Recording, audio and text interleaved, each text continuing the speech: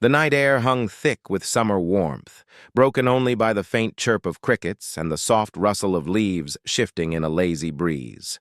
My Harley sat parked in the driveway, glowing beneath the pale amber street lamp like a polished jewel. I'd spent the entire afternoon buffing every inch of that bike until the chrome reflected the night sky like liquid glass. It wasn't just a motorcycle, it was my father's last gift before he passed away. That Harley was a piece of my soul, and I guarded it like a hawk. Then, clink. The sound was small, metallic, and immediately wrong. I froze mid-step, coffee mug halfway to my lips, ears straining. A shadow moved at the edge of my property. My heartbeat kicked hard against my ribs as I set the mug down on the entry table and crept to the front window. The figure crouched low, hands fiddling with something near the handlebars.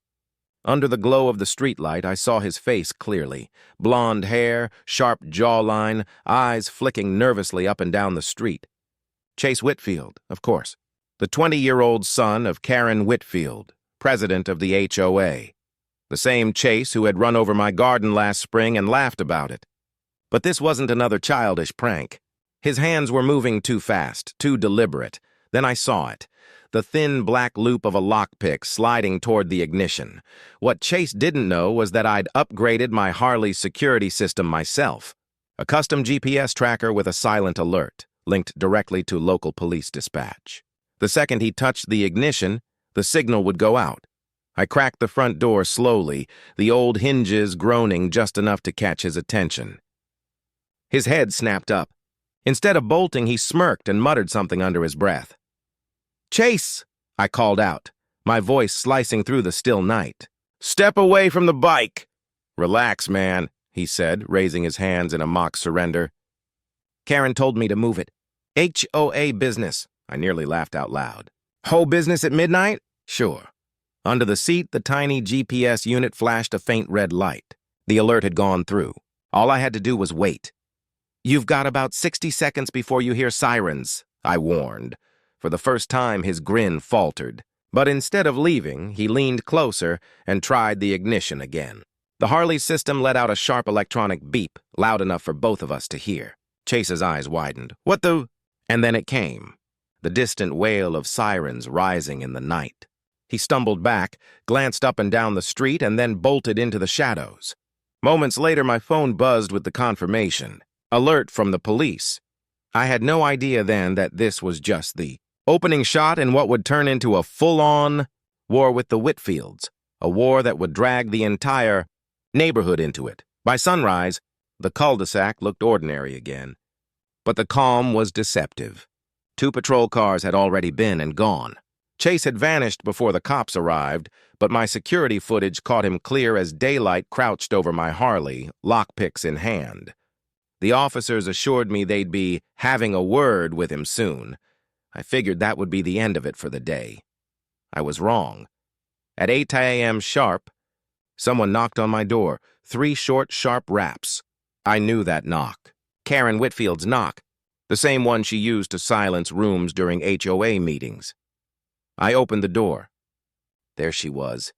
Perfect hair, tailored suit, clipboard clutched like a weapon. "We need to talk," she said crisply. I leaned against the doorframe. "About your son trying to steal my bike?" Her eyes narrowed. "You're misinformed. Chase was instructed by me to relocate the motorcycle because it violates HOA regulations. Driveways aren't for long-term vehicle storage." I almost laughed. "Karen, it's been there one night." "And your relocation plan involved him picking the lock." She waved a dismissive hand. "He was attempting to move it. You overreacted by calling the police." "I didn't call anyone," I replied evenly. "The bike's security system did. Touch the ignition and it sends an alert. Simple." For a split second, she faltered. Her eyes flicked toward the driveway where my Harley sat gleaming in the morning sun. But then she gathered herself. "Regardless," she said, voice tightening, "this is an internal matter. You'll retract your statement to the police." I crossed my arms. "No." Her lips thinned into a hard line. "If you insist on being uncooperative, we'll handle this through the HOA board." I could feel the tension knotting between us like a pulled rope. She wasn't just defending her son. She was trying to rewrite the entire situation to make it my fault. But she had one problem. The footage was airtight. The cameras didn't lie. "Go ahead," I told her coolly. "And while you're at it, let them know I'll be bringing this up at the next HOA meeting." For the first time, I saw something flicker in her expression. Not anger, but unease. She straightened her clipboard, turned sharply on her heel, and marched off without another word. As I shut the door, I knew this was far from over. Karen's pride wouldn't let it go. If I knew her, a counterattack was already loading in the chamber, and I was right. That afternoon, a beat-up sedan started circling my street. Inside were Chase and two of his friends, moving slowly like sharks gliding through shallow water. 3 times in 1 hour they passed, windows down, low music and muffled laughter drifting into the air. They weren't just passing through. They were watching. I stood at the living room window, arms folded, my Harley parked proudly in the driveway. Moving it into the garage would have felt like backing down, and I wasn't giving Karen that satisfaction. Just before dusk, the sedan crept by again. This time, Chase wasn't behind the wheel. He was riding shotgun, leaning toward my house, eyes locked on the bike. The driver, a lanky kid in a baseball cap, pointed at my Harley and said something. Chase grinned. Every instinct told me they were planning something for the night. I went into the garage and checked everything. GPS tracker? Armed motion sensor floodlights? Sync to a silent phone alert. If they so much as breathed on that Harley, I'd know. At 9 p.m., I stepped outside to breathe in the thick summer air and waited for whatever was coming next. That's when I saw Karen standing across the street, arms folded tight across her chest, deep in conversation with a man I didn't recognize. Mid-40s, tall, businesslike, with an HOA visitor badge clipped neatly to his belt. The way they kept glancing at my house wasn't casual, it was coordinated. I wasn't about to let this slide. "Evening, Karen," I called out as I crossed the street. She turned with that practiced, tight smile of hers. "This is Mr. Lawson," she said smoothly. "Our HOA compliance officer. We're reviewing some potential violations."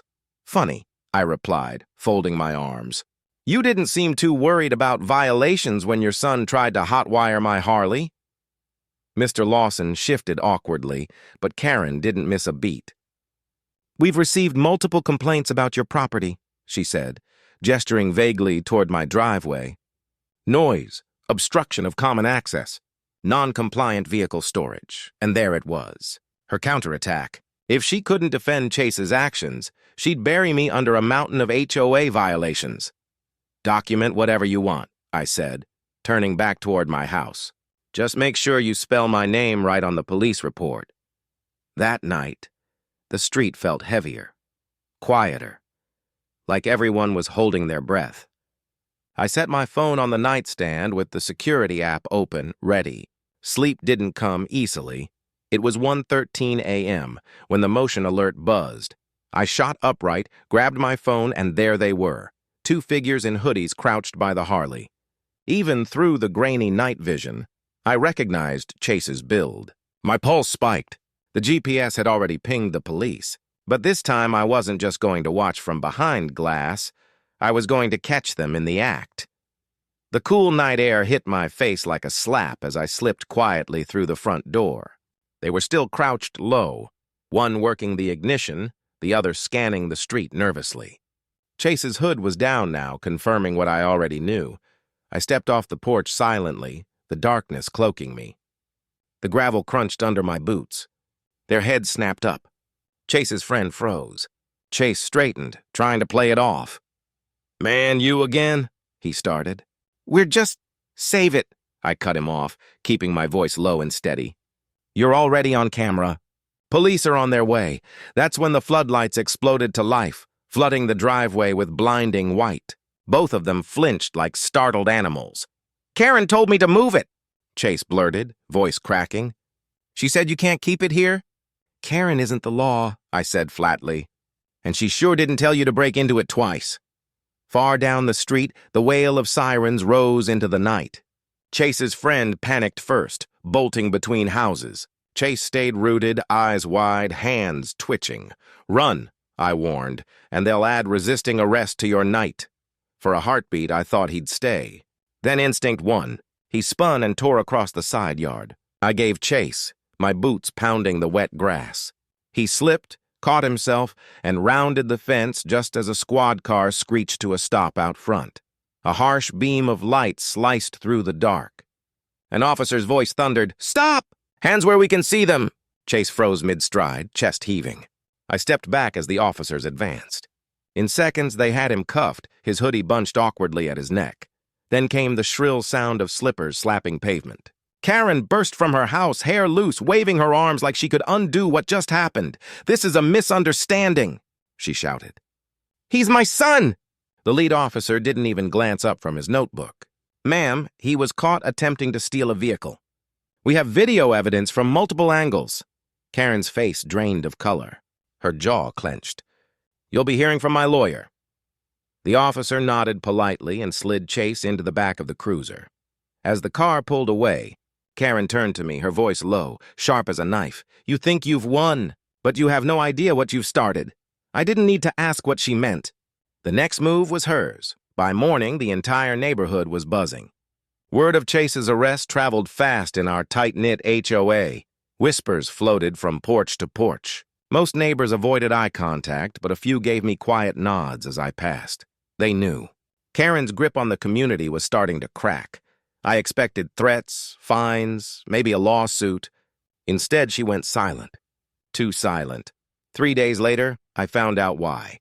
A plain white envelope appeared in my mailbox. No return address. Inside, a formal HOA violation notice. It cited me for unauthorized modifications to my driveway and improper storage of motorized equipment. Attached was a blurry photo of my Harley, clearly taken from across the street. At the bottom, the threat was clear. Failure to comply within 7 days will result in property lien proceedings. I couldn't help but laugh. Karen was trying to bankrupt me out of spite. But what she didn't know was that Chase's arrest had already set something in motion. Something bigger than her.